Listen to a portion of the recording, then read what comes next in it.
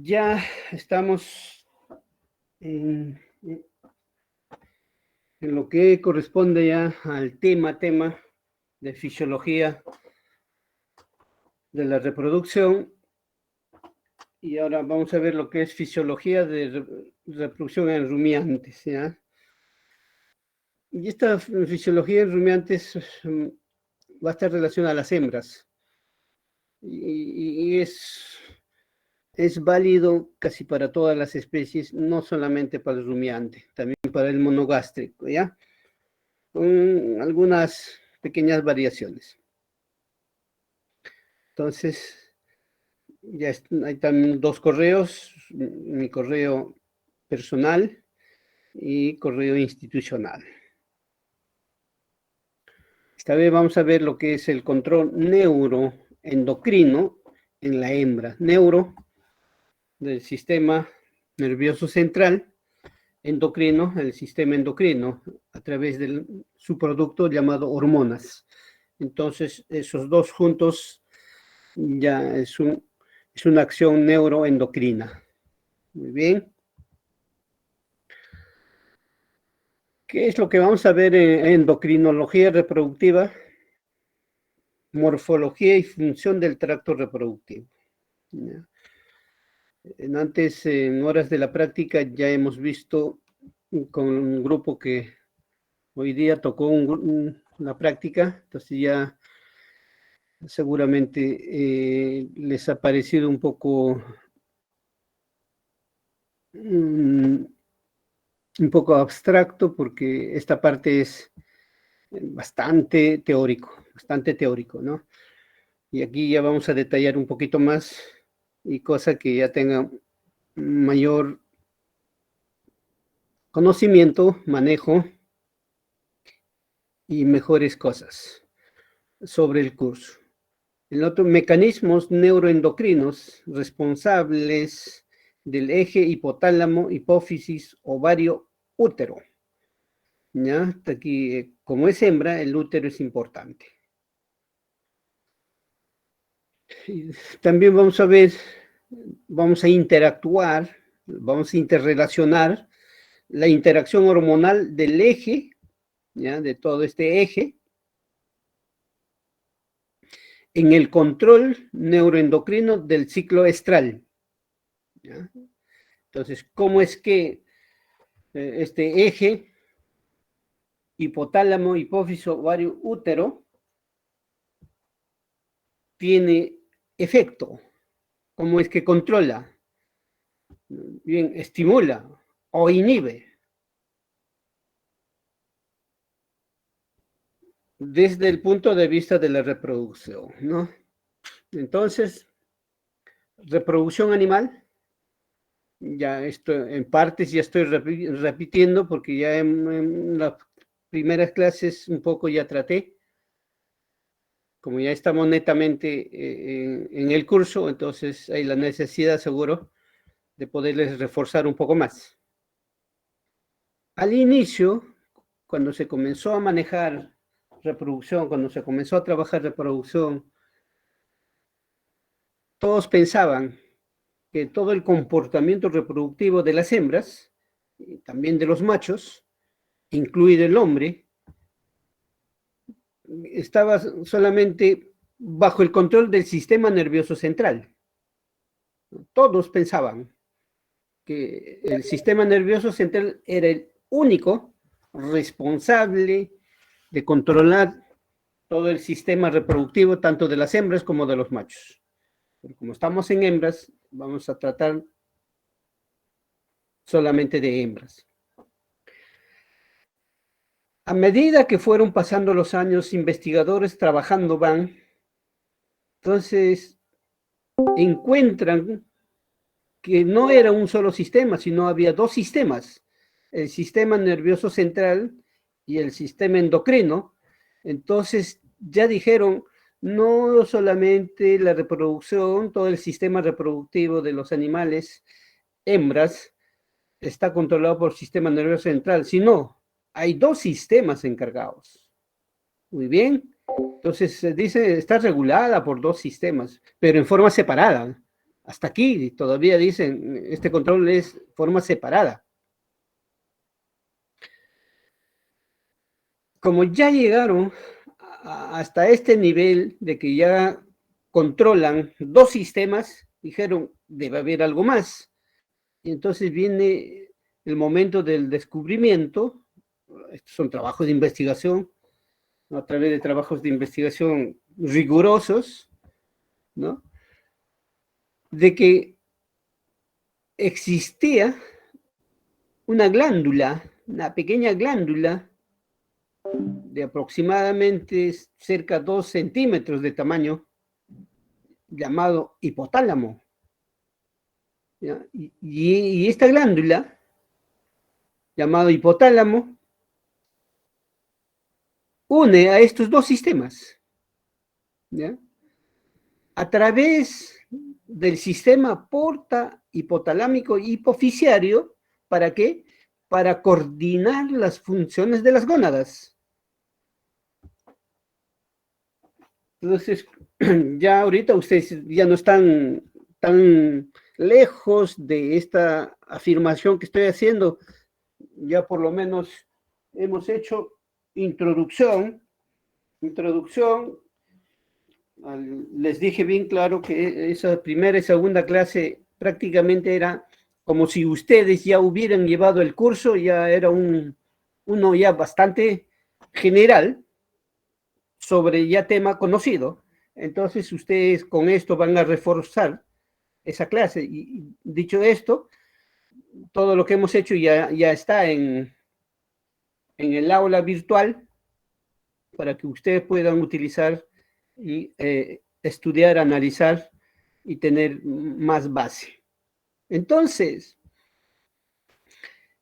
hasta aquí ya se conoce de que esta glándula pequeñísima, llamado hipotálamo, era el encargado de que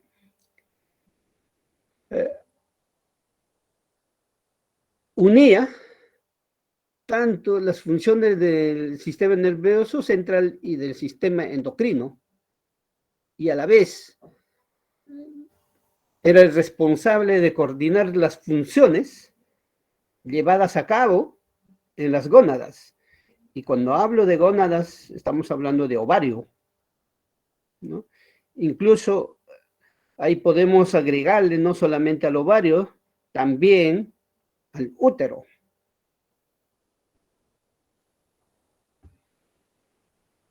Debe ser aproximadamente 20 a 25 años, no tiene mucho. El último descubrimiento que se logró en las ciencias de la reproducción, en las ciencias del mejoramiento genético, mejoramiento genético, no, en las ciencias de la genética, ¿no? Se llega a conocer que existían mensajeros químicos, o llamados también factores de crecimiento. Estos dos sistemas se interrelacionaban con las gónadas a través de los mensajeros químicos y sistemas de regulación autocrina, paracrina, principalmente dentro de las gónadas, ¿no? Principalmente de las gónadas. Entonces, ahora, esto también ya hablé, autocrina, paracrina. Es el momento de que aquí tenemos que ampliar un poco más nuestro conocimiento. Muy bien. Entonces, este es el historial de cómo ha ido avanzando la reproducción gracias a este último descubrimiento de que los mensajeros químicos y los sistemas de regulación autocrinas y paracrinas coordinaban las funciones de las gónadas. Entonces, hoy ya podemos hacer transferencia de embriones, ya podemos hacer clonaciones. En caso de las hembras, en vez de un solo óvulo, podemos hacer ovular 3, 4, 5, 6 óvulos en una sola vez. en vez que la vaca, en vez que la borrega,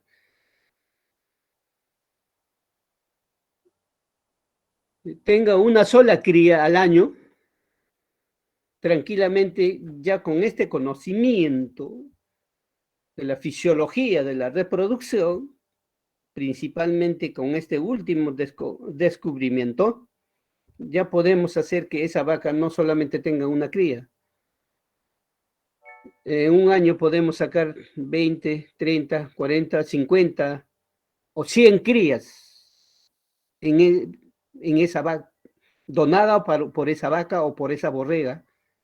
No meto aquí a las marranas porque las marranas son multíparas y son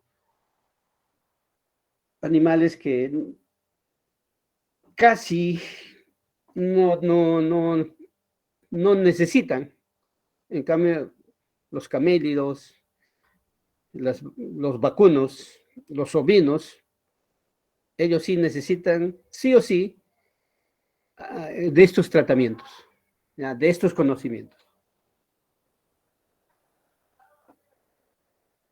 Entonces,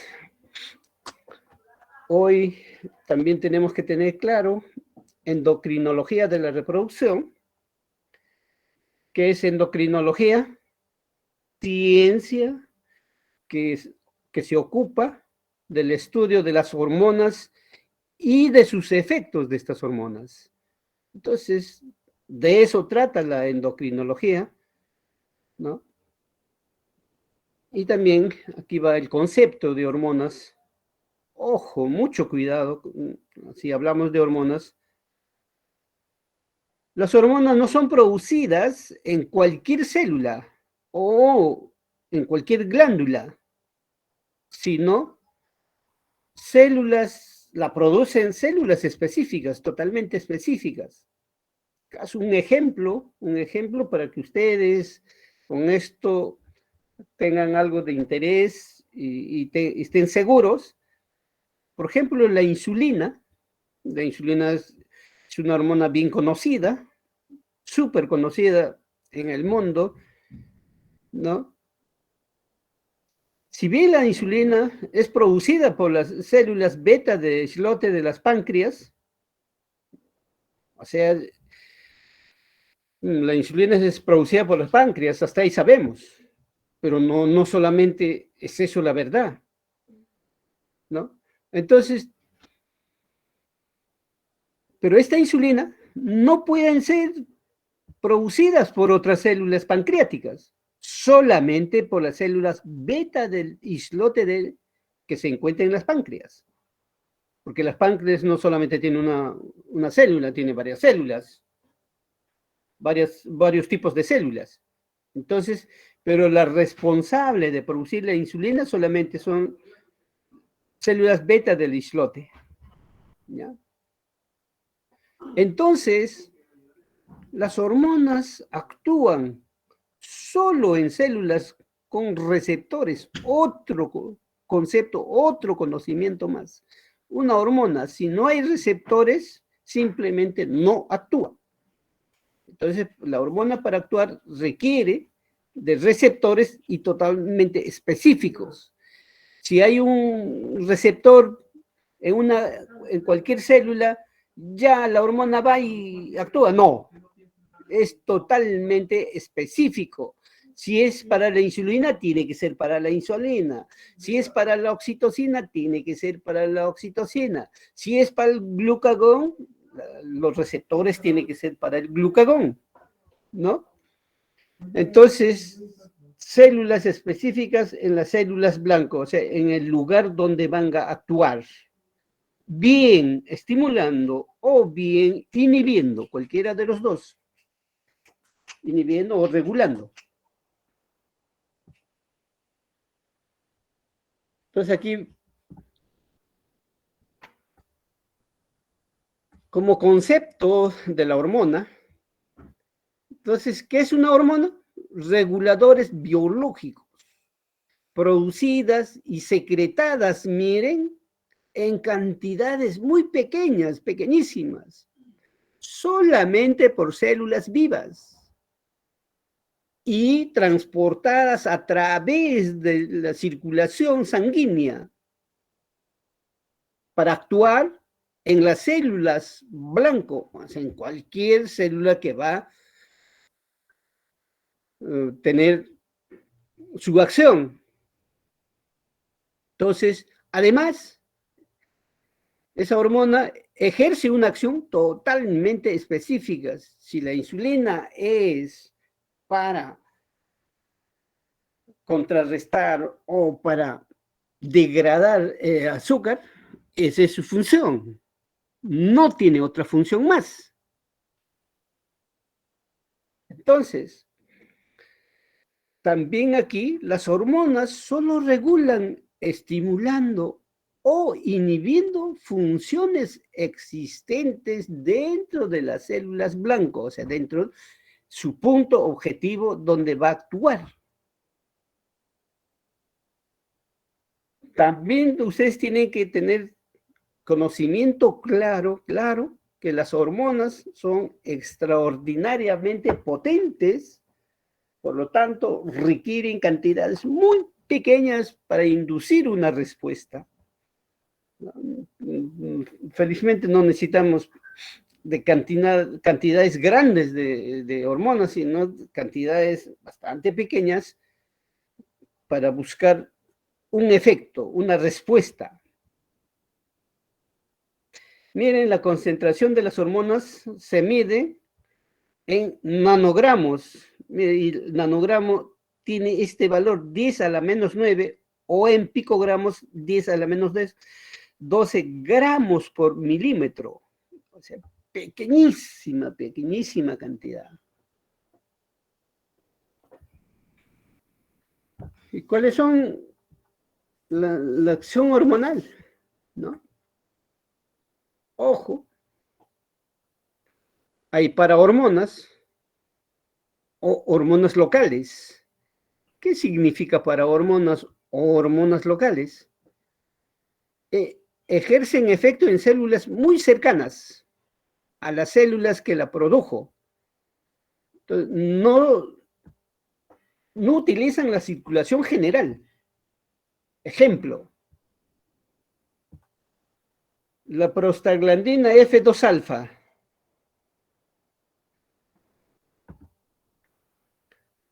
A ver,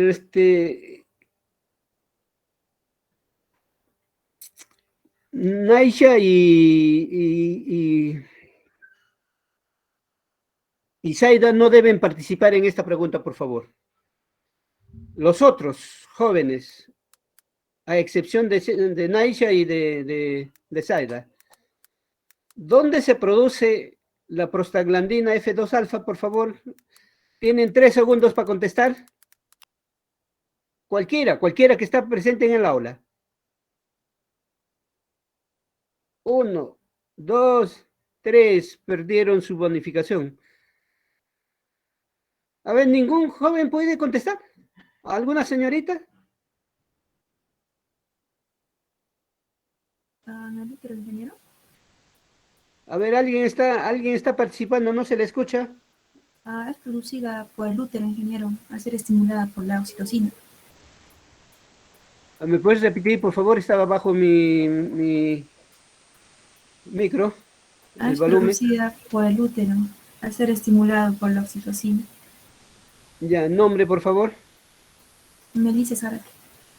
Ya, ¿me recuerdas? Guarda, tienes una bonificación. Ya, ¿me recuerdas? El dicho, niño que llora mama, ¿no es cierto? Entonces, por favor, me recuerdan para apuntarle su bonificación. Muy bien. Sí, la prostaglandina F2 alfa se produce en el útero. ¿Ya?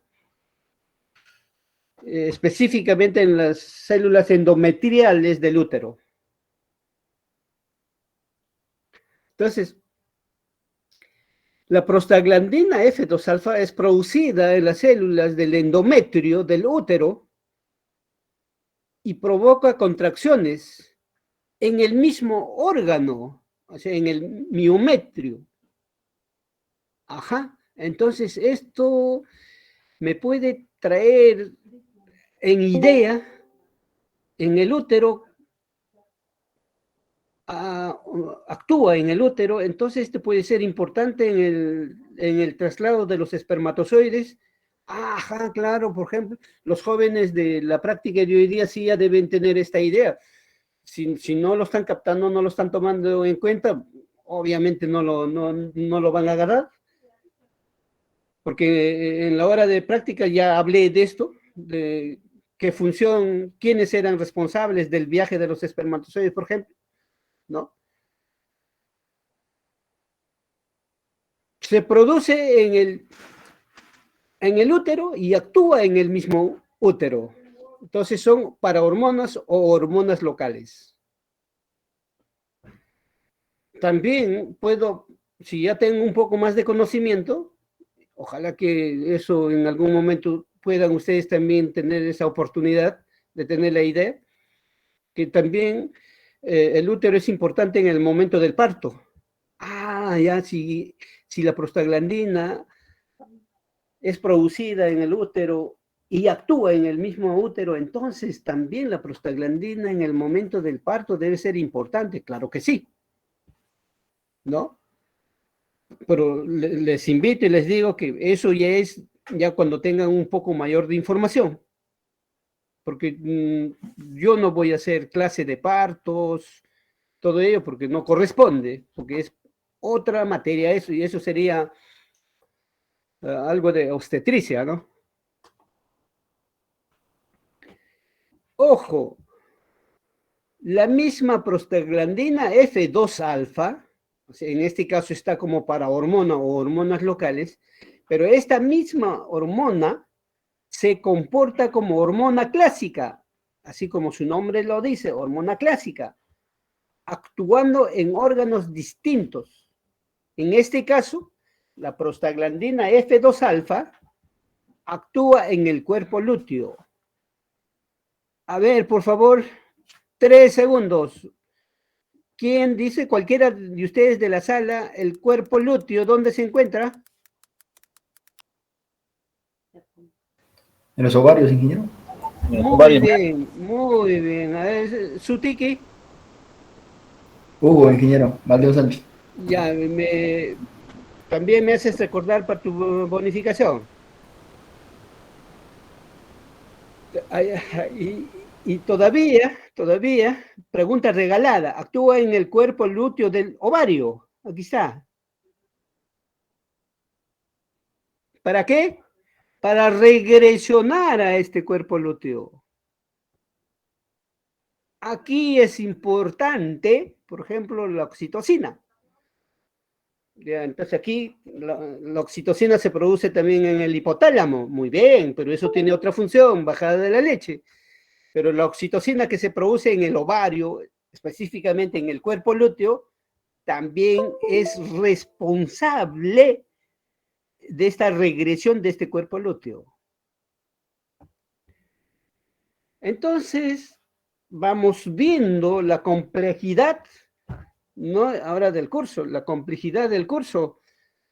Al inicio yo les decía de que este curso es eminentemente teórico, obviamente, la naturaleza, porque yo no puedo ver estrógeno, yo no puedo ver progesterona, yo no puedo ver prostaglandina, pero sí puedo ver el útero, lo puedo tocar, lo puedo palpar.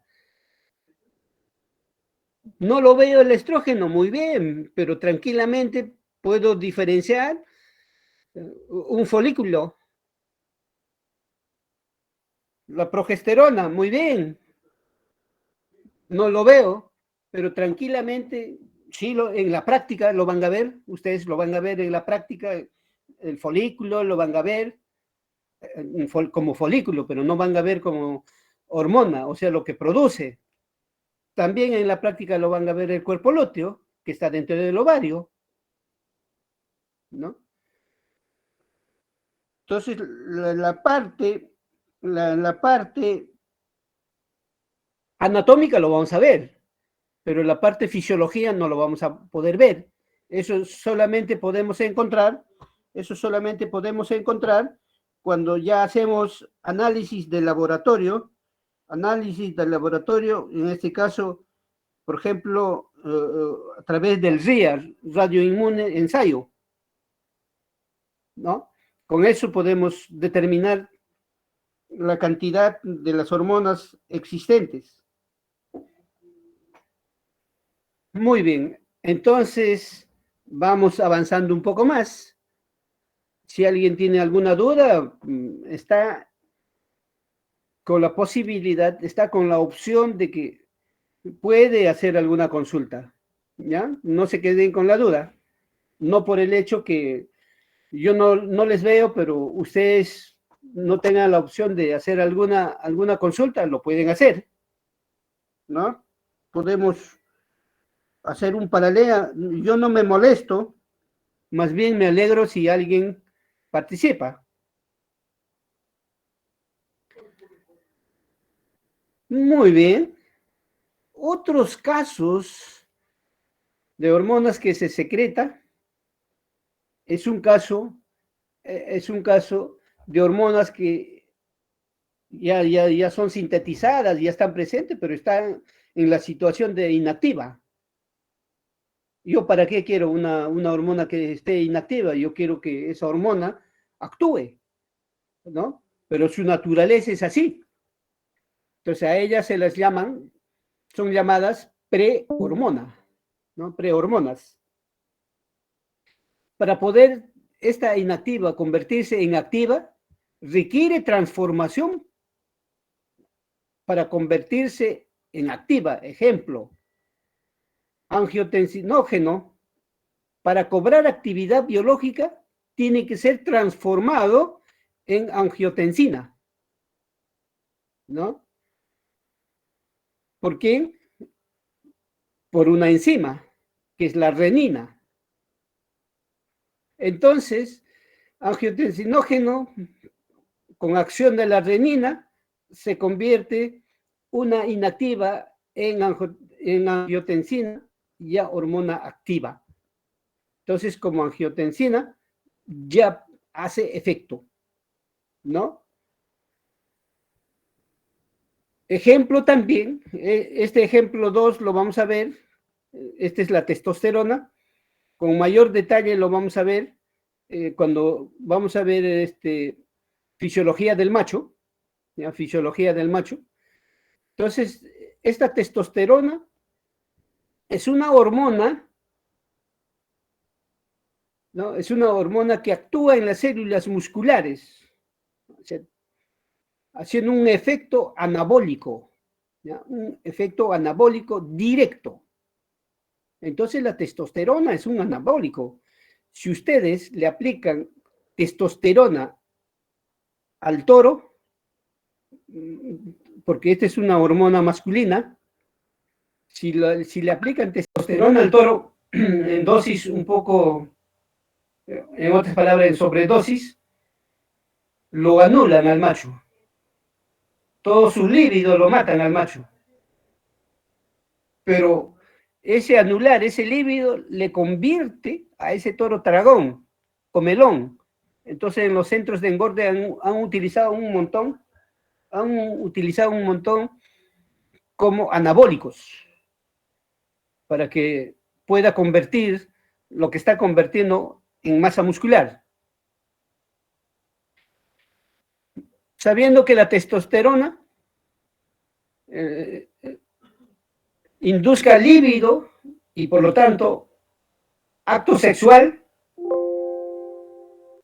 si queremos que actúe induciendo líbido y acto sexual, esta testosterona necesariamente tiene que ser transformada, ¿ya? Necesariamente tiene que ser transformada. ¿En qué? En DHT, gracias a la reductasa. Por lo tanto, en esas condiciones es una prehormona. ¿Quién? A ver aquí, alguien que se gane punto. ¿Quién es la prehormona aquí? 5 segundos. A ver, La alguien. testosterona, ingeniero. Ya, tu nombre. Ayman, ingeniero. Ya, apuntas, me haces recordar. Efectivamente, la peor hormona es la testosterona.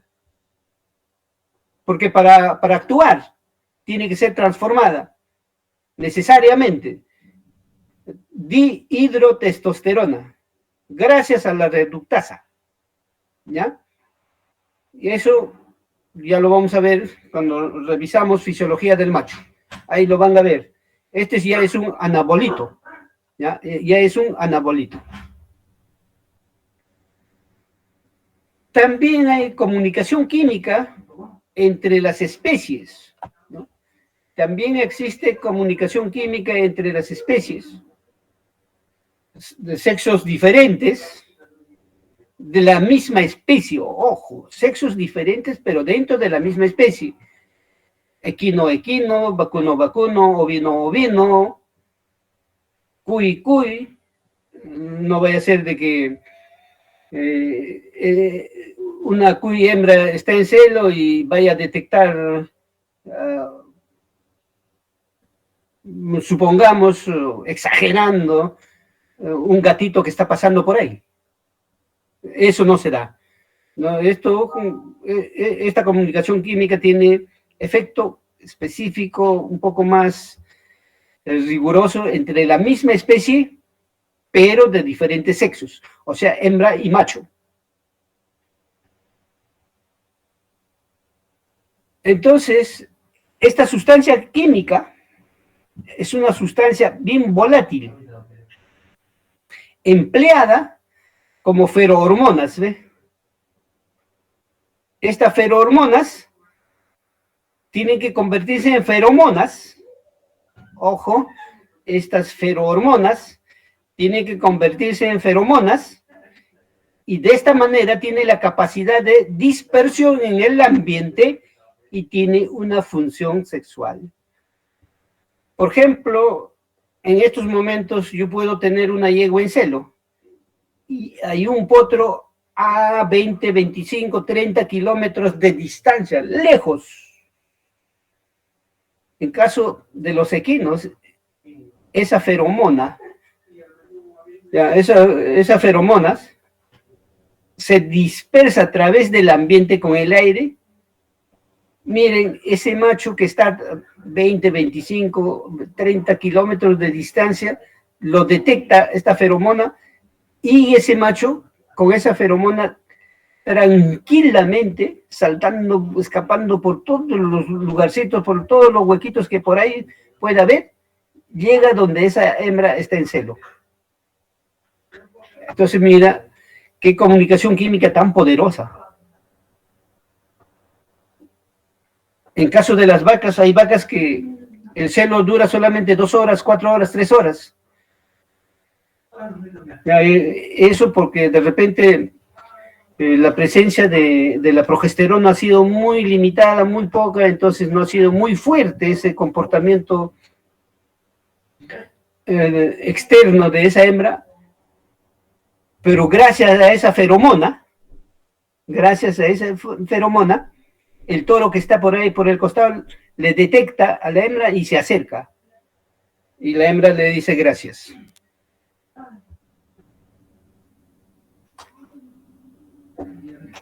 Sistema endocrino como sistema de comunicación. Muy bien. ¿De qué me sirve? ¿Para qué me sirve sistema endocrino como sistema de comunicación? Me sirve, mire, ¿cuál es el objetivo de tener todo este conocimiento? Mantener homeostasis. O sea, si falla el sistema endocrino,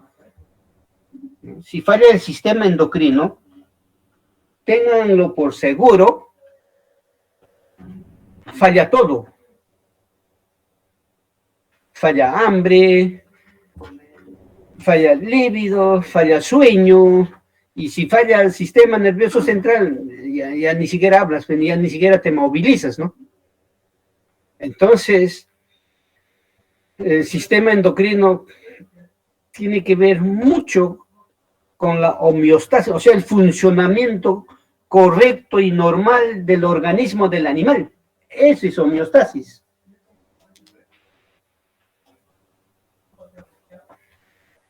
También, ¿cuál es el objetivo? Promover desarrollo. Si la hormona de crecimiento no se produciera en todas las células que nosotros tenemos a nivel del cuerpo, principalmente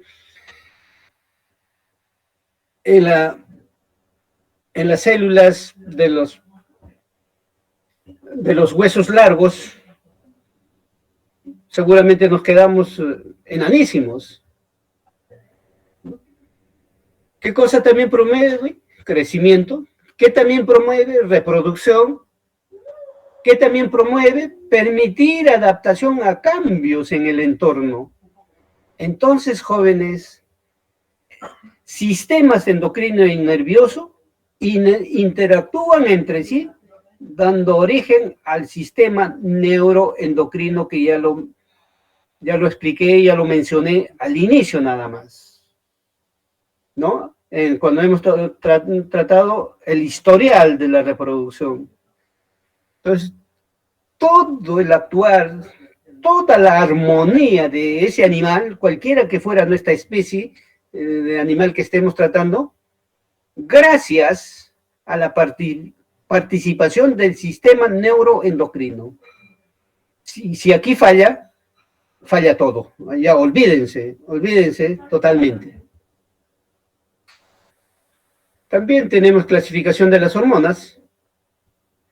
Las hormonas, según estructura bioquímica o forma de acción, de acuerdo a la estructura química o forma de acción, son las que se clasifican.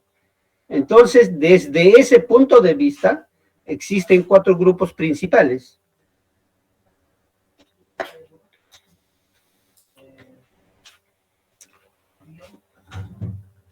Entonces, 4 grupos principales de hormonas: polipéptidos, esteroides, aminas y prostaglandinas.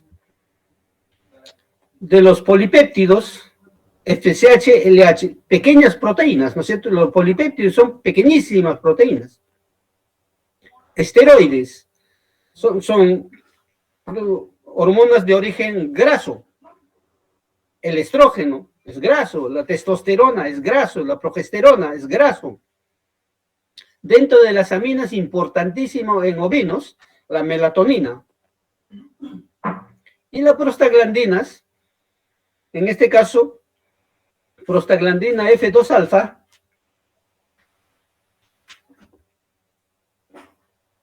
importante en el control del ciclo estral, y la prostaglandina E, importantísimo para el reconocimiento del feto por la madre, ¿ya? Importantísimo para el reconocimiento del feto, o sea, ni bien se anida, ni bien se implanta, inmediatamente para la eclosión del blastocisto, la prostaglandina F2-alfa es responsable para esa eclosión, como si fuera una ovulación. Entonces, allí comienza el feto, estimula, se produce hormonas, las interferones, en algunos casos el estrógeno también, y avisan a la madre, preparan a la madre, le dicen, ¿sabes qué? En estos momentos me estoy instalando, me estoy ubicando, por favor.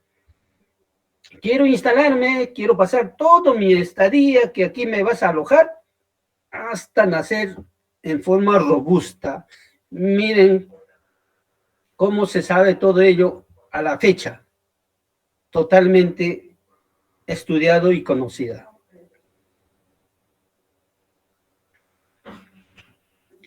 Los factores de crecimiento.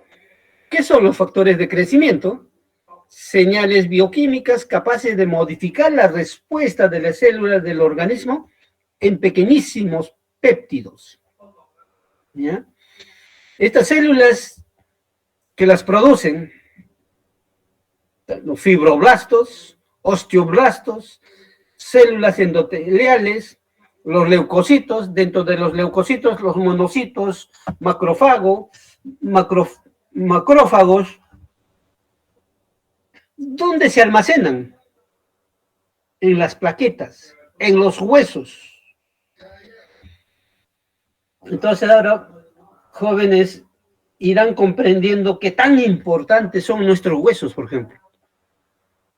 Qué tan importantes son las plaquetas, o sea, los leucocitos. Por eso, a los leucocitos se les considera como el soldadito del cuerpo, ¿no? ¿Por qué? Porque ahí está presente para fagocitar cualquier mal, cualquier elemento que no sea de ese lugar, inmediatamente lo anulan. Ese se llama nuestro mecanismo de defensa, mecanismo de protección, los anticuerpos. Entonces, eso es el llamado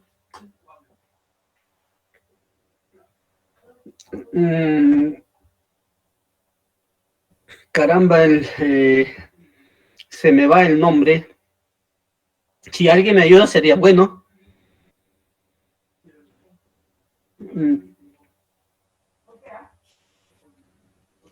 Bueno, ya seguro nos vamos recordando en el cuerpo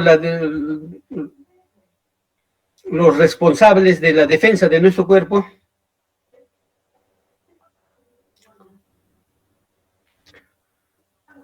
Oh, la emoción. Bueno, el profe de repente está sufriendo ya de amnesia. Muy bien.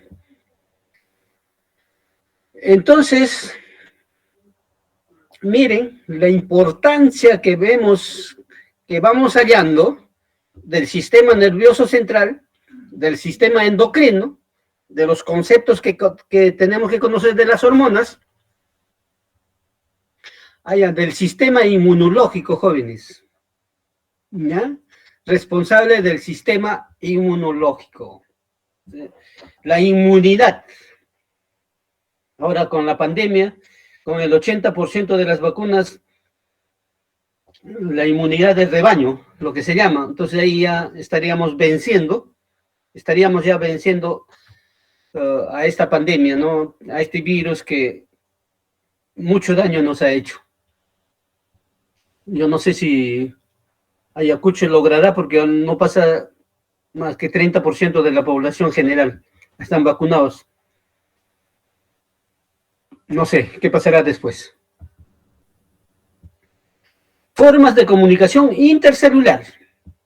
O sea, las células internamente dentro del organismo del animal, ¿cómo se comunican?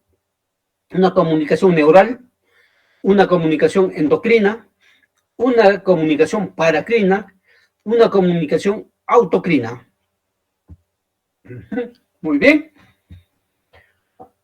Por ejemplo, hormonas del hipotálamo que regulan la reproducción. A ver, alguien puede ubicar a la GNRH con cuál de estos 4 tipos de comunicación. A ver, 5 segundos, alguien.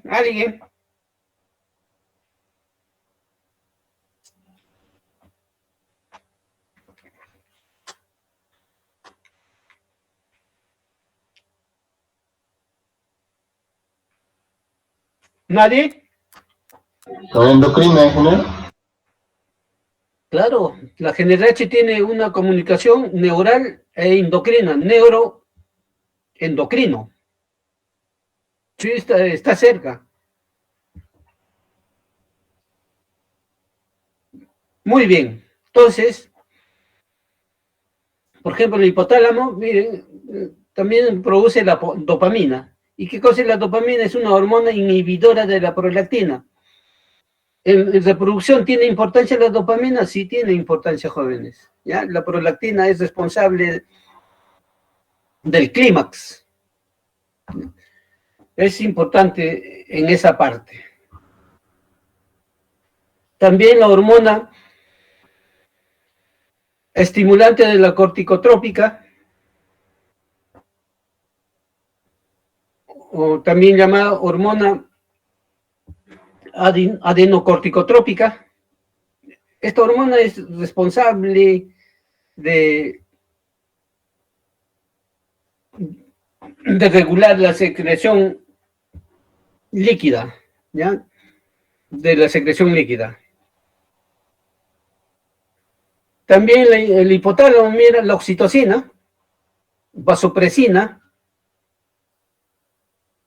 aquí está con asterisco, porque esta oxitocina casi nada tiene que ver dentro de la reproducción, porque el tema que estamos viendo es reproducción, pero hay una oxitocina que se produce en el ovario, eso sí tiene que ver con la reproducción. También tenemos hormonas de adenohipófisis o de la pituitaria. ¿Qué hormonas se producen en la adenohipófisis o pituitaria o hipófisis anterior? Hormona estimulante de los folículos, o sea, FSH, hormona luteinizante, LH, mira, la prolactina, hormona de crecimiento, o somatostatina, o hormona estimulante de la somatostatina. Muchos nombres, porque hay muchos autores que han descubierto, entonces honor a esos, a los descubridores prácticamente se debe esos nombres, ¿no? Entonces aquí ya vamos un poco suelto, en forma suelta estamos hablando ya de la fisiología de la reproducción, y llegará un momento en que esto la tenemos que articular. Por ejemplo, ¿cómo es que puedo utilizar la GNRH? ¿Cómo es que puedo utilizar la FSH, la LH? ¿Cómo? ¿Cuándo? Cuando hago reproducción aplicada. Por ejemplo, si vamos a sincronizar las vacas, vamos a utilizar GNRH, porque esta GNRH va a estimular FSH, LH y va a haber un celo. Y también vamos a utilizar la prostaglandina que no está aquí, porque estamos hablando de eje, y en eje no está, porque la prostaglandina se produce en el útero.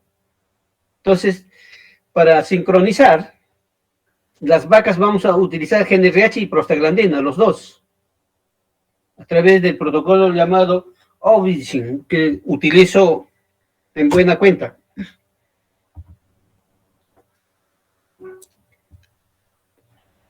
Muy bien. Ahora ya hemos visto un poco de la fisiología, ahora ya vamos a ver un poco de la morfología. Tracto reproductivo de las hembras. Ahí está el útero.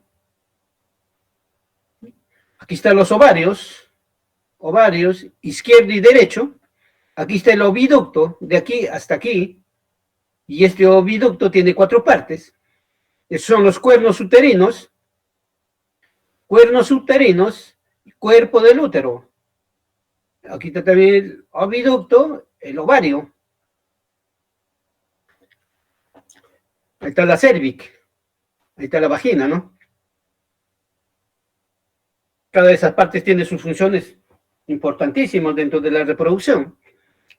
Aquí nomás voy a aprovechar un poco a explicarles sobre la capacitación de los espermatozoides. Cuando es monta natural, se deposita en la vagina. Entonces tiene un primer lugar donde capacitarse que se llama la cervix, ¿ya?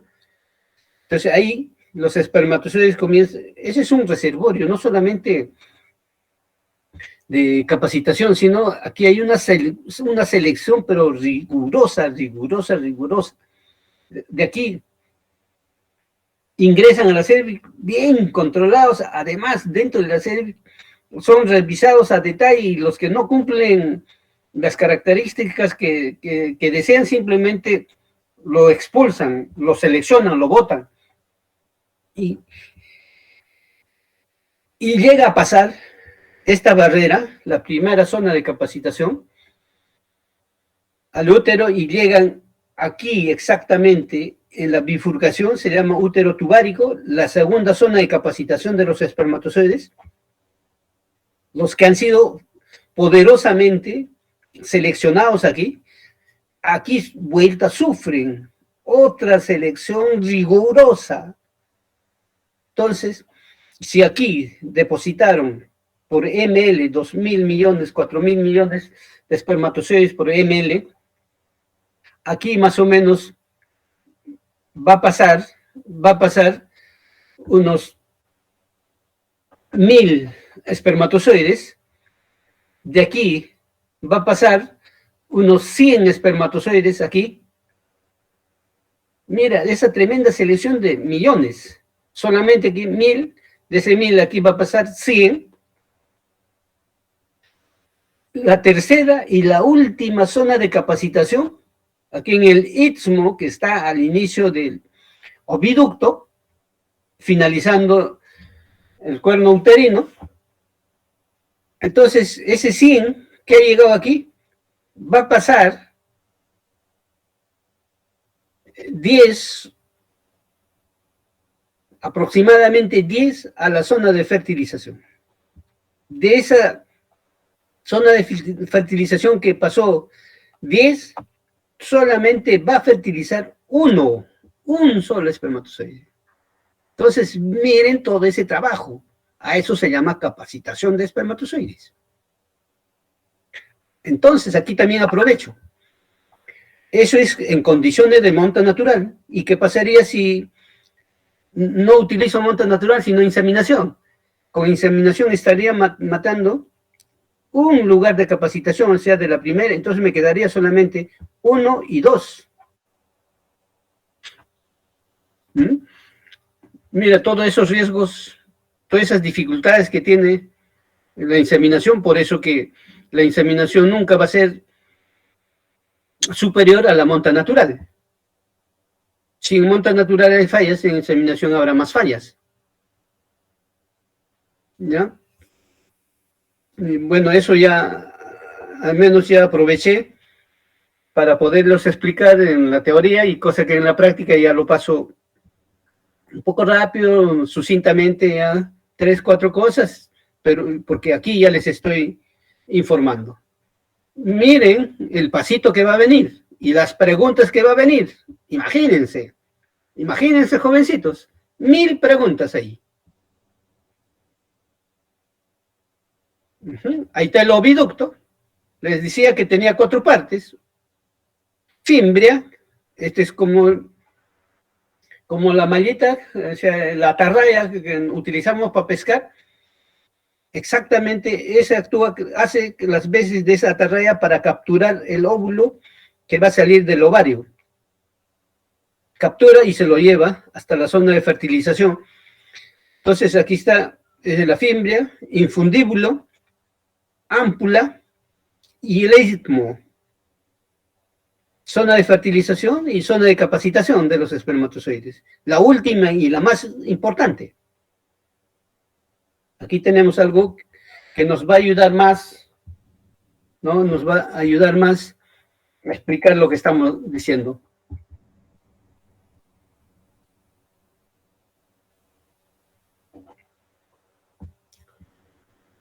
Chiquito, déjame trabajar. Ya mi mascota está que me fastidia, jóvenes. Muy bien. Ya, déjame trabajar. Ya.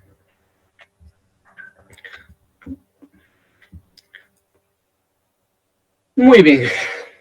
Ahí está el ovario. Ovuló, ahí está el óvulo. ¿Quién capturó? La fimbria.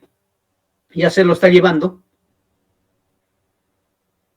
Mira, el fluido, en este caso, es contracorriente para el óvulo y más contracorriente todavía para el espermatozoide, mire. Están viendo quizá, el fluido es contrario, pero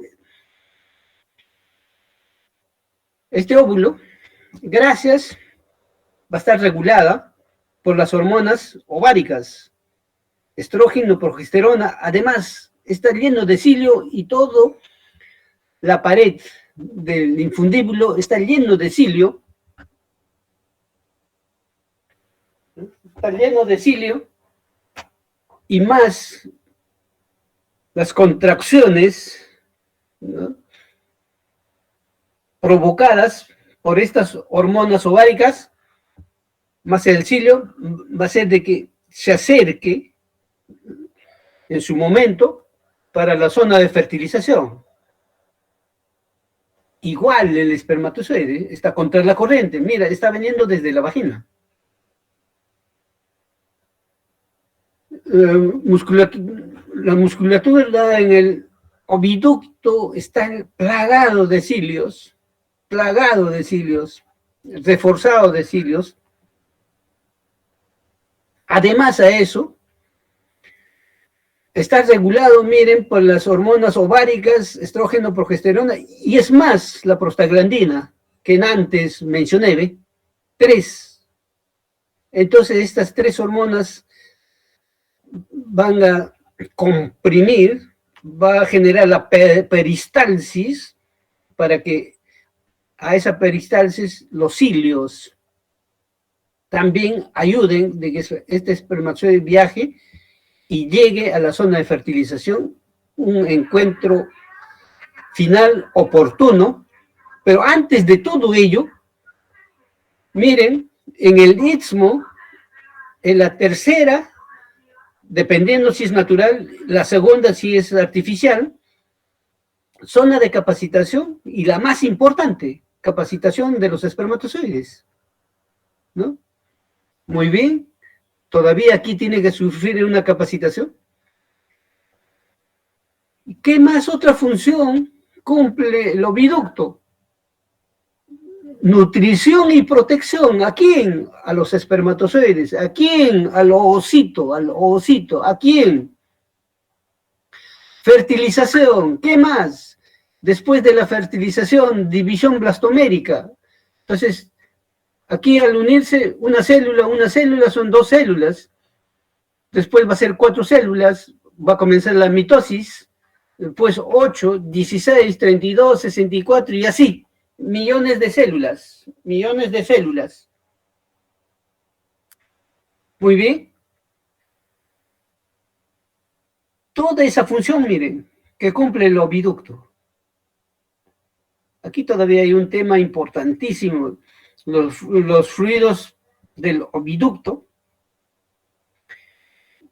si cualquiera de las hembras estaría comiendo cualquier cantidad de proteína mayores a 19%, 18%, 19, 20%, prácticamente la proteína se degrada en urea, no, en amonio. Ese urea amonio inmediatamente llega aquí a los fluidos del oviducto, y urea amonio, ese amoníaco es totalmente letal, lo mata al óvulo, al espermatozoide, incluso si alcanzó de repente ya cuando está ovocito fertilizado, cuando ya está embrión, también lo mata. Entonces ahí está también un factor de la alimentación, efecto de la alimentación sobre la fertilidad de las hembras. ¿Ya? Bueno, jóvenes, eso para solamente información de ustedes. Eso merece mucho más tiempo. Muy bien. Núcleos neuronales en el hipotálamo. Mira, tanta cantidad de núcleos, ¿eh? Y cada núcleo tiene sus funciones. Aquí se producen 6 hormonas en el hipotálamo. Una de ellas, la GnRH, se produce en estos núcleos, núcleo arcuato también, y se almacena en la eminencia media, la GnRH, y de ahí, aquí encuentra ese sistema porta hipotálamo hipoficiario, pequeñísima conexión sistémico, o sea, del sistema circulatorio. Entonces, ese sistema utiliza la GnRH para viajar a la pituitaria anterior, o a la hipófisis anterior, o a la adenohipófisis. Y ahí estimula la síntesis, producción de FSH, LH. Ahí están los núcleos hipotalámicos, que ustedes lo pueden leer, lo pueden ver, lo pueden revisar, con muchas informaciones que tenemos en la biblioteca presencial o si no en la biblioteca virtual. ¿Ya? Muy bien. Entonces, estas hormonas que se sintetizan en el hipotálamo, hipófisis, aquí están, 1, 2, 3, 4, 5, 7, 1, 2, 3, 4, 5, 6, 7 hormonas que se producen en el hipotálamo. Ahí están las neuronas. Ahí, todo estos neurotransmisores, todito, esta GnRH es un neurotransmisor. Se produce aquí en el núcleo de esta célula nerviosa, toditos estos, en el núcleo, a través de los axones, van en vesículas, viajan al terminal y de esa forma de sinapsis seguramente ustedes pueden recordar una suerte de ello, secretan y se almacenan en el lugar, en caso de la GnRH, en la eminencia media, ¿no? Para de ahí recién utilizar este sistema porta hipotálamo hipofisiario que hay en ese pequeñísimo tramo. Eso aprovecha la GnRH, ¿para qué? Para estimular la secreción, la síntesis de LH-FSH, ¿ya? La síntesis de LH-FSH, de esos dos. Y este LH-FSH baja al ovario para el crecimiento y desarrollo de los folículos. Muy bien, aquí ya comunicación neural. Aquí está la neurona que produce la oxitocina en el hipotálamo, mira, se produce aquí. Tiene una comunicación neural, totalmente neural, aquí no hay sistema circulatorio. En la pituitaria posterior no hay, pero sí en la anterior. Entonces, mira, aquí se deposita en vesículas la oxitocina.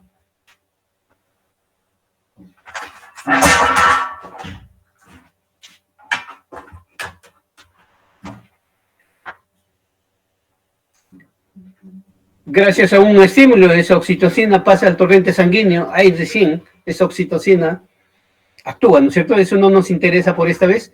Miren, la GnRH se produce aquí y se almacena, mira, aquí en la eminencia media, ahí está almacenado. Y de esta forma agarra ese sistema porta hipotálamo hipofisiario y baja a la pituitaria anterior. ¿Para qué?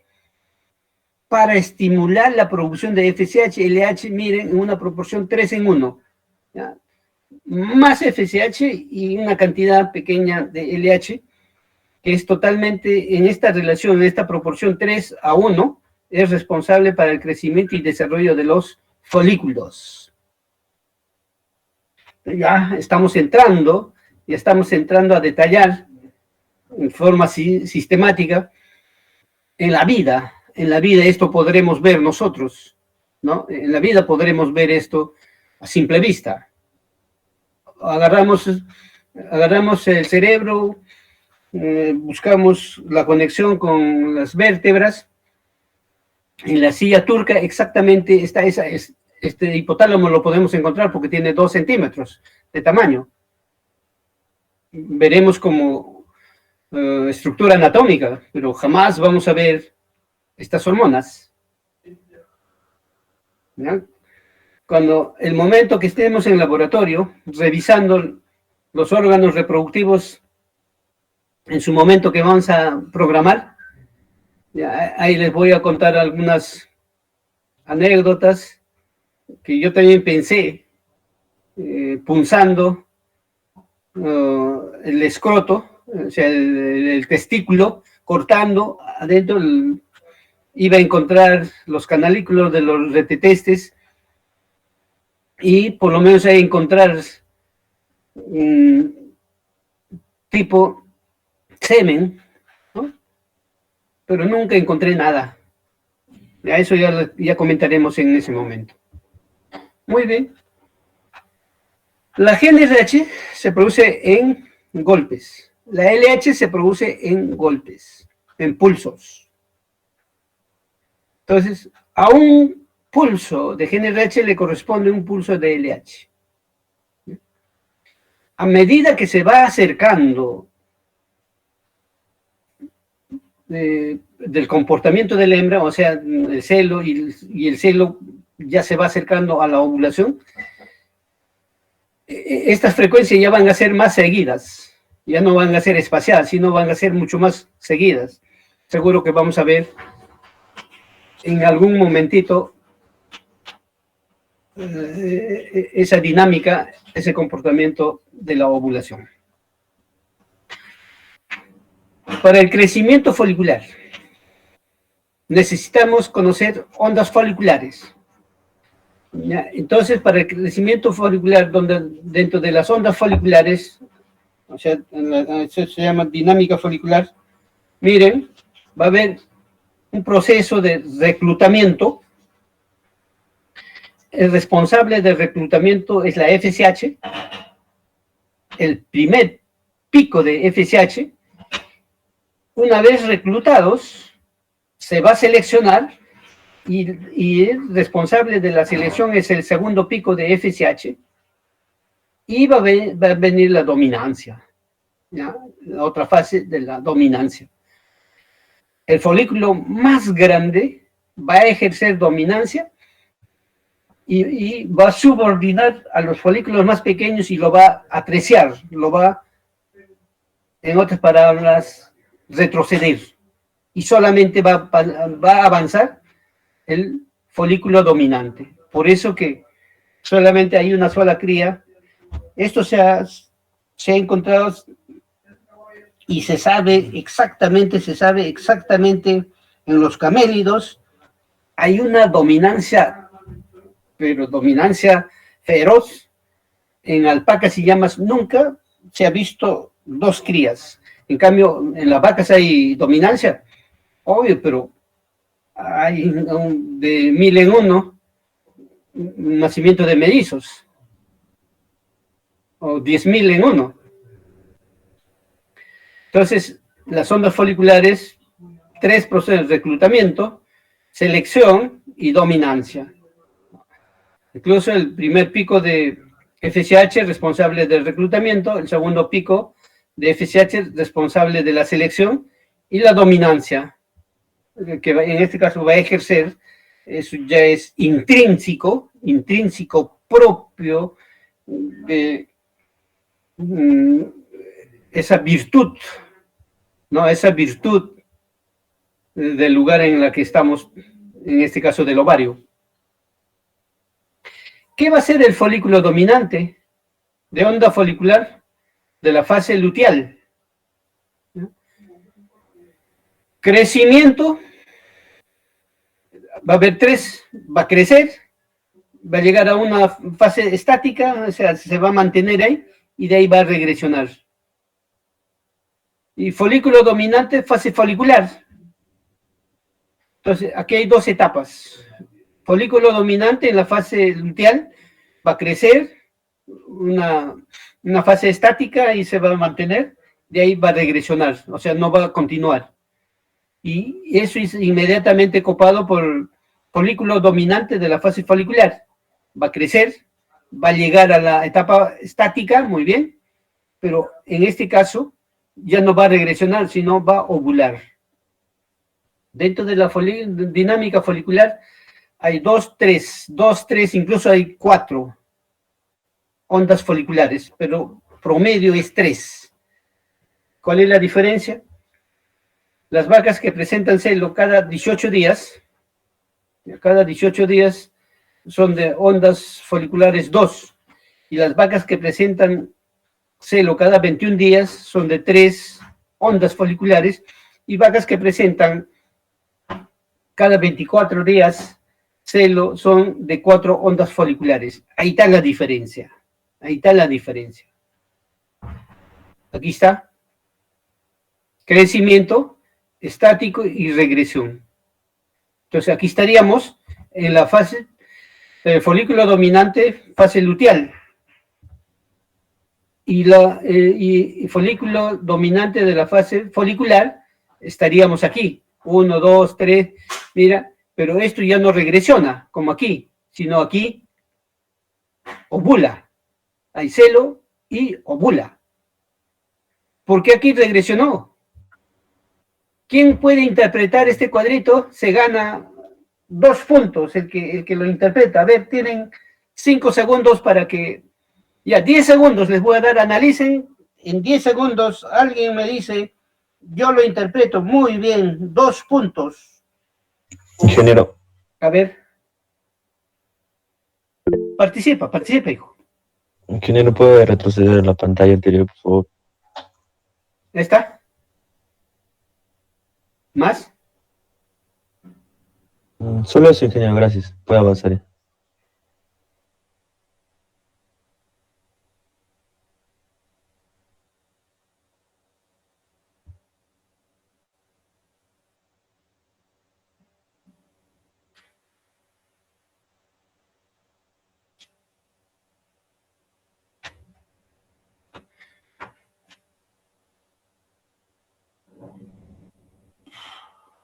¿Alguien se anima?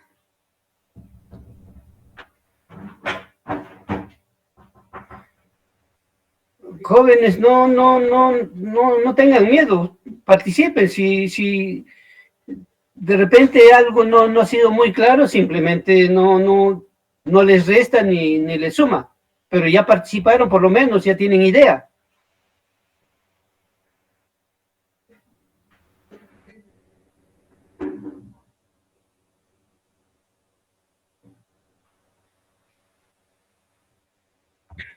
Estamos en la fase dominante onda folicular, en la fase luteal. Entonces, eso quiere decir, el cuerpo lúteo, ¿qué cosa produce? Progesterona. Todavía los niveles de progesterona está alto. Como está alto, todavía no le deja que este folículo que está desarrollando pueda seguir su camino. Todavía le frena, le hace un feedback, le controla la progesterona. En cambio,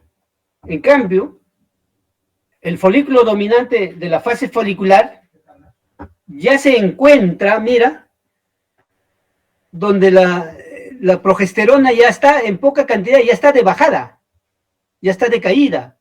Entonces ya no tiene un freno, ya no hay un freno, y por lo tanto continúa lo que aquí dice, crece, llega un momentito, algo de estático, pero no está muy claro, porque ese estático puede durar poquito tiempo, pero lo cierto es que llega a ovular. Ahí está. Celo y ovula. Entonces, ¿quién aquí frenó en la fase luteal? La progesterona. Está controlando. ¿Y cuándo se produce el celo? Si no hay fertilidad, justo cuando está cayendo los niveles de progesterona. Por eso dinámica folicular, es dinámica que constantemente está desarrollándose, constantemente.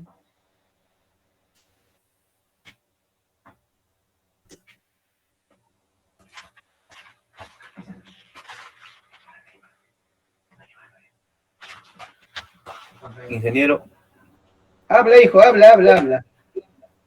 ¿podría volver a explicar un favor, ingeniero? Para que quede claro, un favor. Ya, ¿qué parte, hijo? ¿Qué parte? A ver. Sería necesario desde el inicio, un favor, ingeniero. Me perdí, ingeniero. Ah, ya. A ver, despacito, ¿ya? Despacito, voy a volver. Cuando los folículos están en crecimiento, hay ondas foliculares. ¿Y cuáles son esas ondas foliculares? Estas. A eso nos está diciendo. Aquí también hay ondas. O sea, están creciendo constantemente y como también están regresionando constantemente, dependiendo en qué etapa está. ¿Hasta ahí entendido? Sí, ingeniero. Ya. Gracias. Todos pongan ojos, pestañas, ceja, oído, no sé, todos los sentidos que ustedes de repente ya conocen otro sentido más. Todo ello pongan, por favor. Entonces, hay ondas foliculares. Y para esas ondas foliculares, mira, hay 3 etapas, 3 momentos. Reclutamiento. Las hembras nacen con un pool de ovocitos, De ese pool de ovocitos, recluta los que están los más desarrolladitos, ¿ya? Recluta una cantidad. Muy bien, han tenido la suerte de ser reclutadas. Ese es responsable el primer pico de la FSH. A ver si encuentro ese pico más aquí, a ver un ratito. Wow. Ajá, aquí está. Primer pico y segundo pico, FSH. Este primer pico, que es poco, recluta. Pero aquí hay un pico poderoso que es responsable de la selección, porque la selección no es cualquier cosa. Es un trabajo terrible. Ya, a ver si de esa forma me puedan entender. Lamentablemente, no, al mismo momento no podemos estar viendo todo eso, siempre hay limitaciones.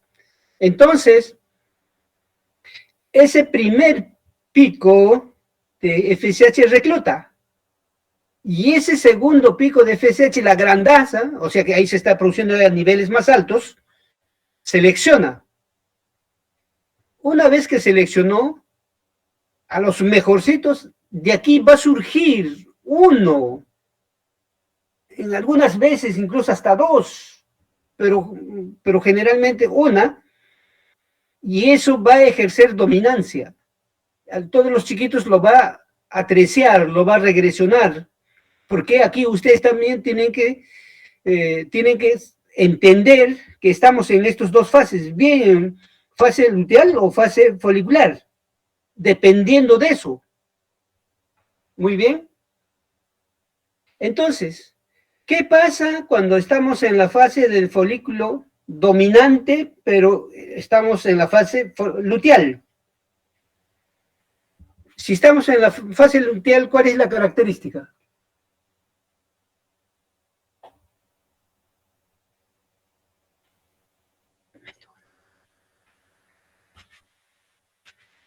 Ya. Ustedes tienen que entender el cuerpo lúteo, porque aquí me dice fase luteal, se refiere al cuerpo lúteo, o sea, en ese momento el cuerpo lúteo está presente, a eso me está diciendo. Y si está presente el cuerpo lúteo, ¿qué cosa está produciendo? Niveles altos de progesterona. Muy bien, me está diciendo esto. Esta es la fase del folículo dominante, pero la fase luteal. Y si estamos en la fase luteal, quiere decir el cuerpo lúteo está presente, y si está presente, me está produciendo niveles altos de progesterona. Pero aquí llega un momento en que ya comienza a regresionar. ¿Qué quiere decir eso? El cuerpo lúteo ya está envejeciéndose. Al envejecerse, el cuerpo lúteo incluso ya le dijo,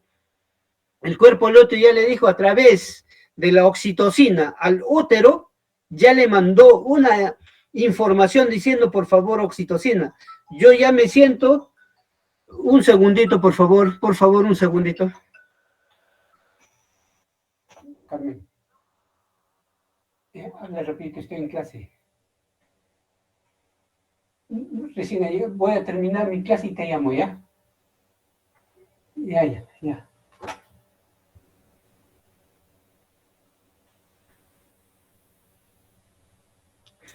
Muy bien, jovencitos. Entonces, el cuerpo lúteo, les decía que aquí ya estaba envejeciéndose. Y al envejecerse, ya está perdiendo la capacidad de seguir produciendo más progesterona y por lo tanto va decayendo.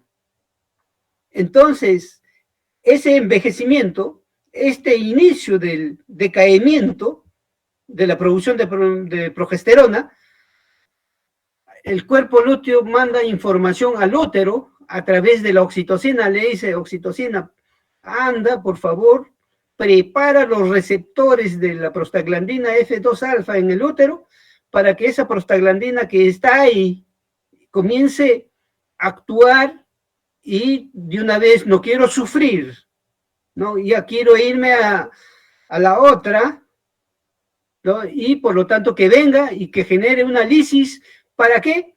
Para que la otra onda folicular que está queriendo desarrolle y comience a presentar celo y además ovule, ¿no?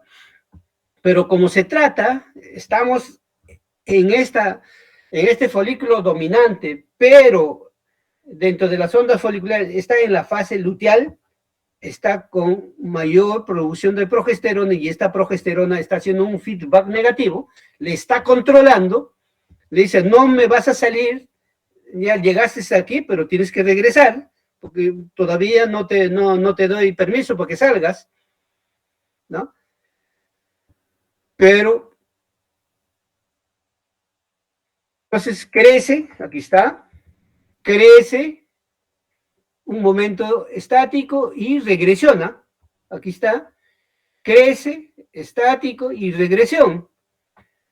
Pero como ya el cuerpo lúteo está en bajada, ¿y cuál es lo que a mí me indica que está en bajada? Porque aquí los niveles de progesterona ya están bajando. Entonces, eso me dice de que el folículo dominante ya está entrando a la fase folicular. Entonces, ¿qué va a pasar en la fase folicular? Igual va a crecer. Mire, posiblemente va a haber un momentito pequeñísimo donde ese folículo va a dejar de crecer, pero mira, entre paréntesis, en otro momento, quién sabe que ya no hay esta fase estática,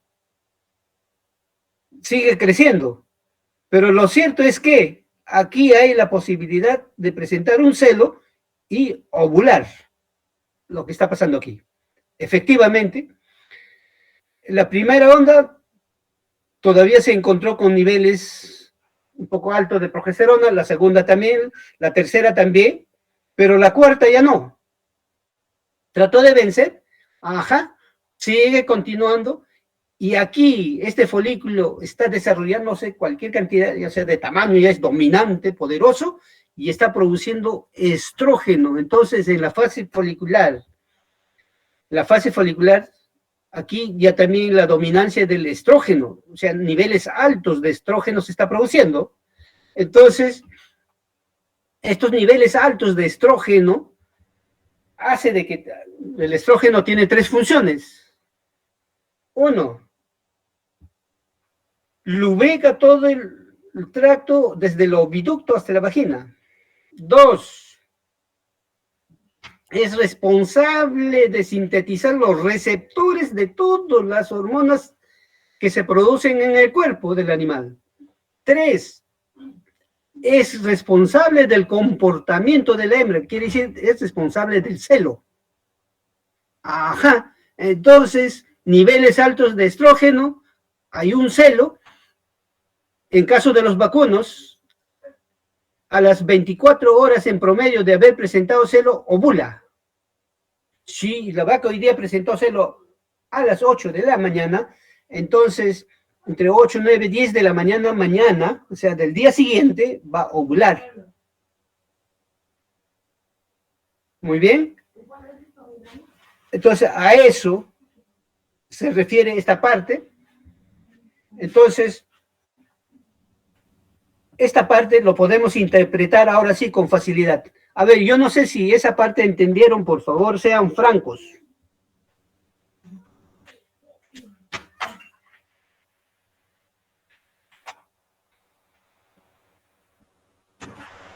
A ver, jovencitos.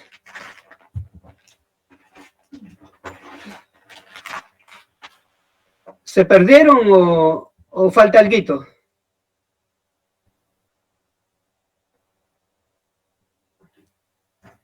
¿O se han quedado dormidos? Jóvenes.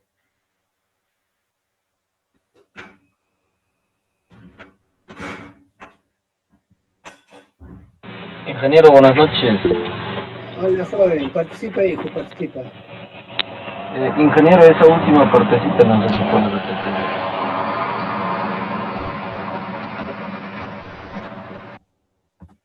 Esto de la fase de folículo dominante en la fase folicular, ¿esa parte? Sí, ingeniero, por favor. Ya, entonces aquí, este folículo dominante en la fase folicular prácticamente tiene crecimiento. Esta fase estática casi desaparece ya porque relativamente su crecimiento en esta partecita debe ser poco, pero sigue creciendo. Pero lo cierto es que es evidente el crecimiento y ese folículo grande tiene la capacidad de producir niveles altos de estrógeno, y cuando produce niveles altos de estrógeno da la señal, tiene la capacidad de que la hembra presente celo. ¿Por qué? Porque el estrógeno es responsable del celo. Y si hay celo, donde hay celo hay ovulación, a excepción de los camélidos, a excepción de las conejas, que tienen celo, ovulación inducida, pero el resto es ovulación espontánea, celo, ovulación, en el caso de las vacas, las marranas, las ovejas. Entonces, aquí ya no hay niveles altos de progesterona y por lo tanto ya no hay atajo, ya no hay freno. Entonces viene lo que se llama el celo. Yo no sé si con eso algo hayan entendido. Muy bien. Aquí está más claro, partes de una onda folicular dominante, crecimiento, estática, regresión. Entonces, esto también ya se les ha explicado prácticamente con esto, está explicado. ¿Qué va a pasar en la fase proliferativa en el crecimiento folicular? Miren cómo comienzan. Receptores de LH. ¿Aquí hay receptores de LH? ¿Alguien me puede encontrar el receptor de LH aquí? En el folículo primario, secundario, en el folículo terciario. ¿Alguien? A ver.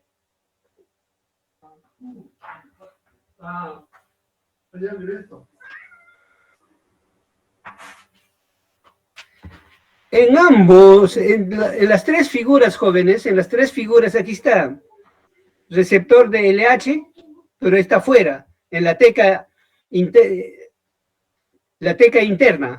teca interna. ¿Ya? Pero no hay todavía en la granulosa. Todavía no hay en la granulosa. Entonces, la LH, en el folículo primario, sí actúa, pero todavía de fuera. También todavía, es secundario también, en el terciario, también todavía fuera. Pero receptores de FSH sí, hay un montón dentro, mira, ahí dentro, aquí también dentro. Aquí hay más, aquí también, hasta el terciario está FSH, pero LH está reducido. ¿Pero qué va a pasar? La síntesis de estradiol, o sea, de estrógeno, ¿no? Ahí está, receptores de LH. La LH, ¿qué va a hacer? Le va a convertir a la testosterona en estrógeno. Entonces, esa testosterona se va a ir convirtiendo en estrógeno gracias a la aromatasa. Gracias a la aromatasa se va convirtiendo en estrógeno y aquí ya está el celo presente. Celo. Pero todavía receptores de LH no está en la granulosa. FSH sí, de FSH sí, está presente porque todavía está ahí, hasta el folículo dominante es responsable, pero después, cuando ya el folículo dominante ya está en su estadio bien desarrollado, viene la inhibina y le dice a la FSH, por favor, ya no actúes. Ya, lo anula anula los receptores, entonces FSH ya no actúa y solamente ya se queda LH. Muy bien, ya se queda LH, miren, aparecen los receptores en la granulosa. Entonces, aquí hay receptores. Esta testosterona está convirtiendo en estrógeno y toda esta testosterona que está dentro aquí, mira, esta LH lo convierte mucho más en cantidades ya suficientemente grande, porque está en el momento de celo, y aquí viene la ovulación, ¿no?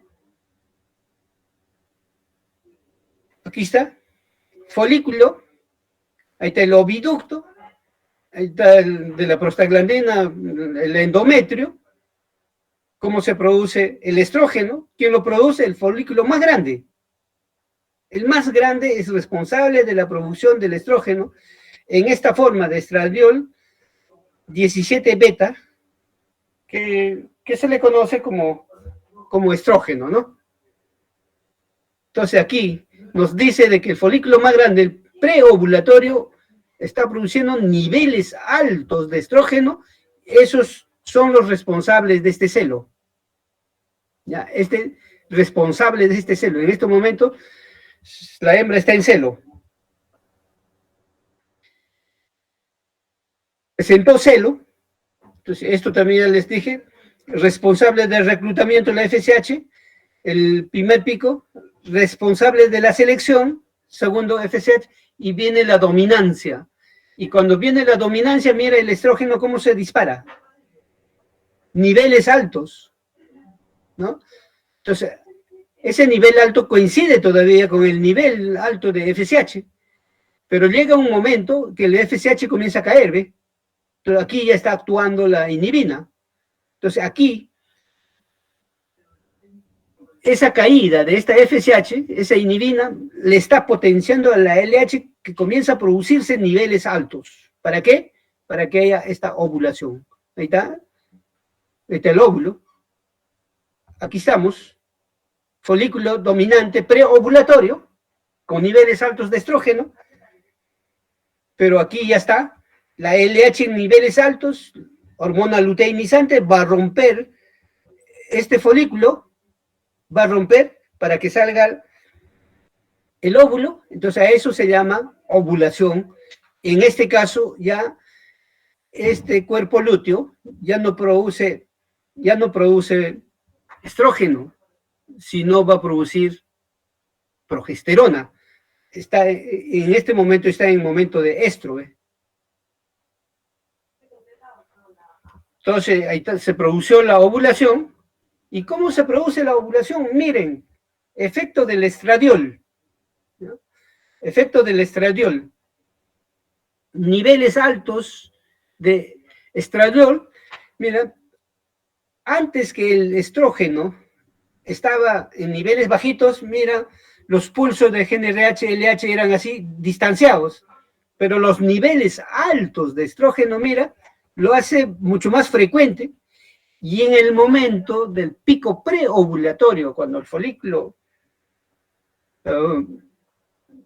preovulatorio, o sea, el folículo está en su máxima expresión, miren, hace de que los niveles altos de estrógeno, y esos niveles altos de estrógeno, mira, ¿qué es lo que va a hacer a la LH?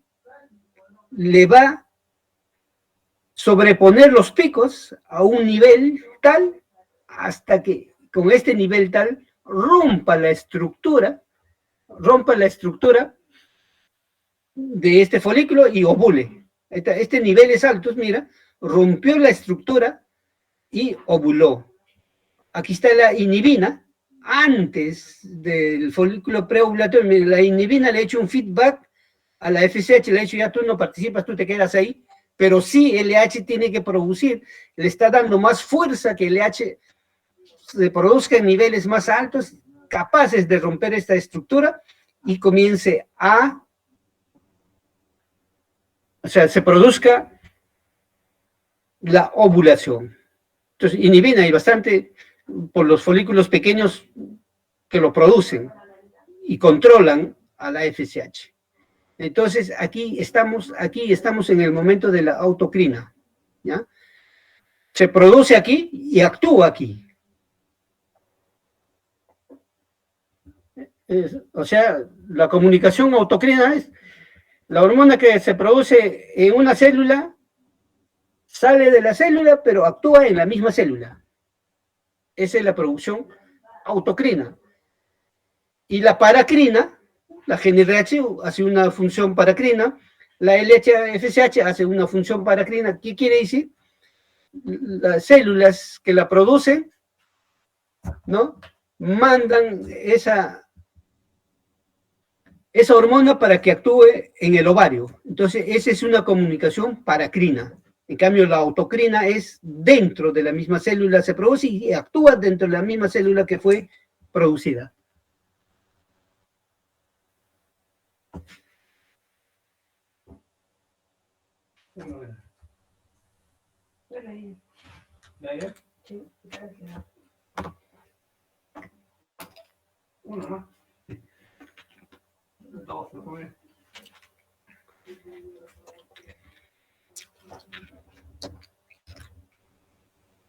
Muy bien, jovencitos.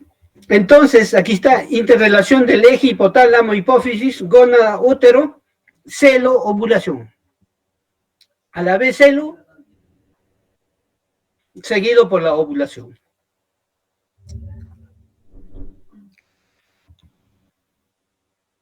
Ese es, ahí está ya el cuerpo lúteo, produciendo niveles altos de progesterona. Y la progesterona ya es el freno de la FSH, de la GnRH, pero no de la LH. Ojo, la progesterona le hace un freno, un feedback a la FSH, a la GnRH, al estrógeno, pero no a la LH, porque la LH sigue siendo importante porque la LH cuida la vida del cuerpo lúteo. Entonces tiene que estar siempre presente LH para que este cuerpo lúteo viva y además produzca la progesterona. Otro concepto más. Y aquí está el cuerpo lúteo produciendo progesterona con efecto negativo, feedback negativo, y controla todo menos a la LH, porque esta LH es responsable de la vida del cuerpo lúteo. En cambio,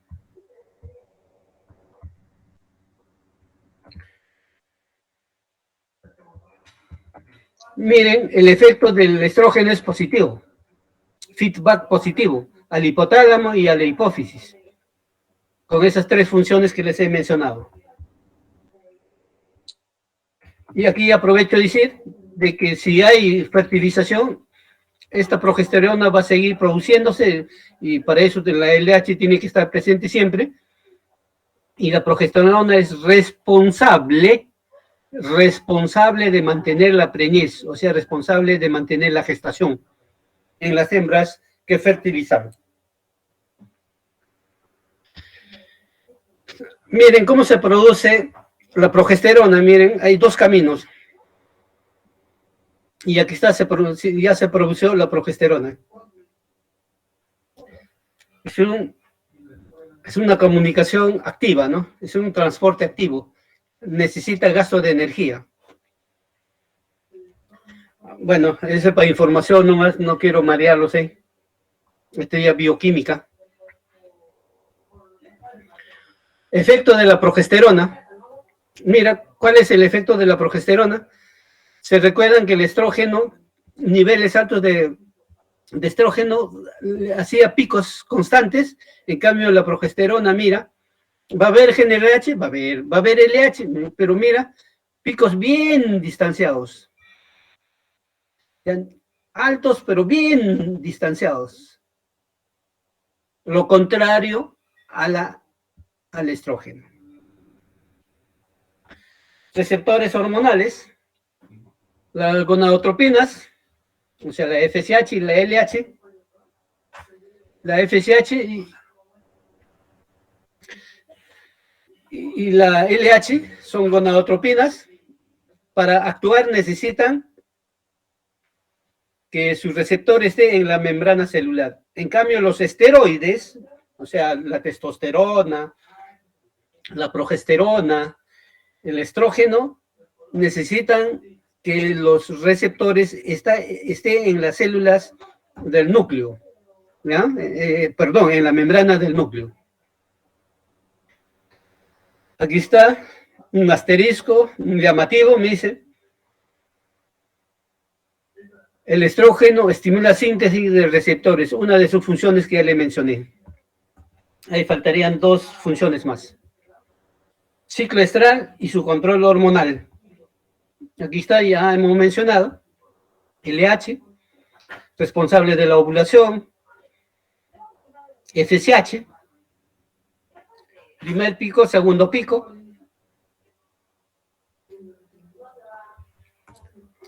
Ciclo estral, secreción de estrógeno, síntesis solo por folículos grandes. O sea, el estrógeno no produce los folículos pequeñitos, por favor. Solamente produce el folículo dominante, nada más. Todavía si queremos ser exquisitos, luteal inicial, luteal media, ¿no? Folículo, fase folicular, tiene un pico señal de neuroendocrina para pico preovulatorio de LH. Entonces, ¿qué cosa? Estimula síntesis de receptores hormonales. ¿Quién? El estrógeno. Ovulación y su control hormonal. Ahí está. Pico preovulatorio de LH. Miren. Este es el pico preovulatorio de la LH. ¿No? Picos constantes, aquí sobrepuestos.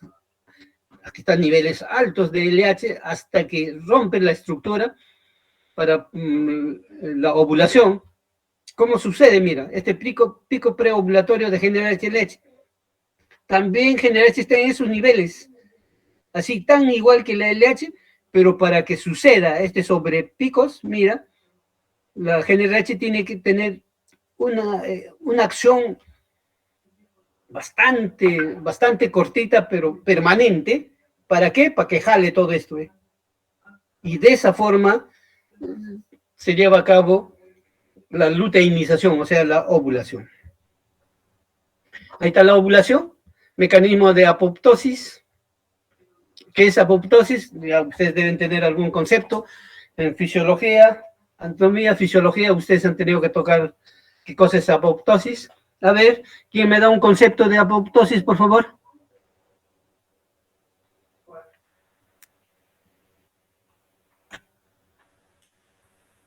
A ver, cualquiera de ustedes, rápido nomás.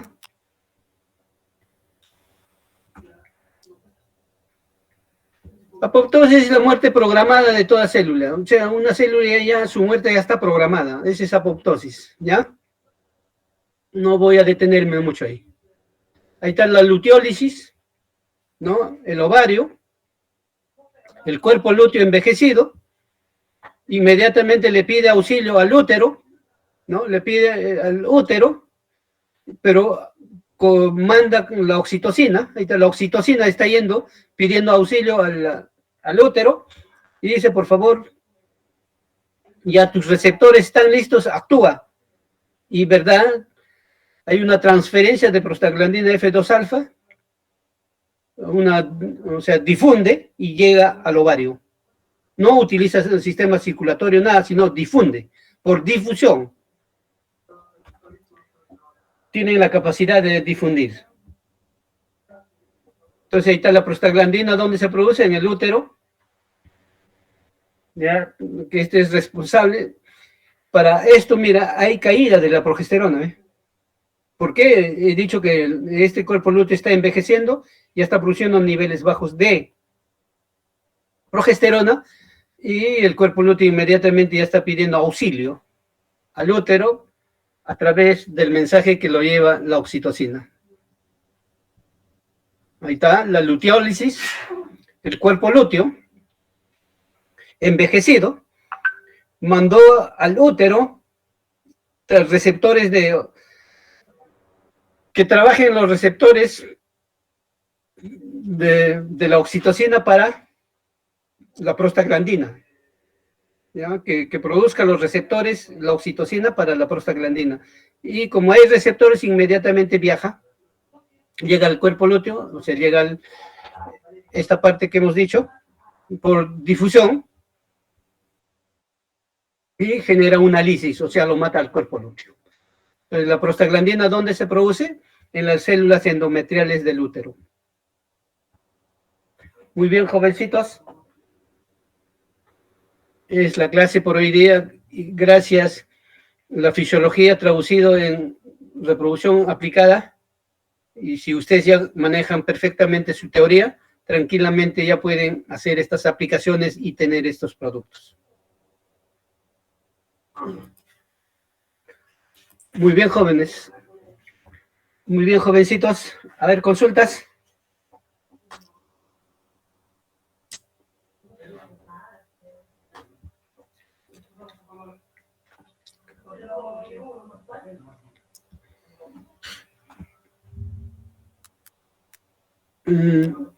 Llegaron un momento que estaban 58, no pasaron más de 60.